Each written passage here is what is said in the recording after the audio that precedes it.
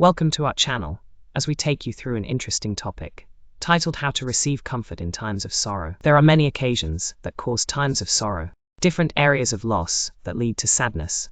It could be through loss of a good relationship, death, financial loss, a decline in emotional, mental, physical health, or even spiritual decline. During these times, we are called to cry out to God. In Psalm 77, the psalmist helps us do just that. But he says, there are times where he calls out to God, and it doesn't seem to help his soul. Verse 2. He talks about times where our sorrow is so great that you can't sleep or speak about the situation. Verse 4. Then we seem to get into a funk. We start thinking, is God done with miracles? Is he done with love, compassion, graciousness, and fulfilling his promises? These are real feelings the psalmist had and emotions we can go through as well. See 7:9. So how do we get out of this sadness? How can we start to flourish again? How can we know that God is not done with blessing his people? The psalmist is going to make an appeal. He's going to say in verse 10, this is how I have proof.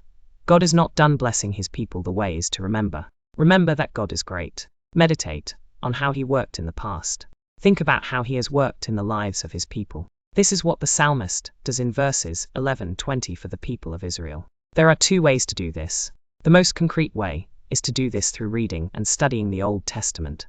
The psalmist does that, hereby reminding the people what God did to help them flee from Egypt. The way is to remember. Remember that God is great. The other way is to think about how God has been good and gracious in your life in the past. While the passage doesn't say to do this, I personally would suggest writing these things down. It's easier to remember things once you have written them out. This will give a list of God's goodness and grace in your life and the lives of others in the past. It will give you something to grab quickly when you don't have time to meditate on these things. Think about it when you are going through times of sorrow. This is how you feel. What are your emotions like? How do you work through your times of sorrow? What has God done in the past to show himself faithful to his people? What has God done in your life to show himself faithful to you when you meditate on these things? Does this give you comfort? If you find this helpful, please subscribe to our channel to support us to do the next video for you.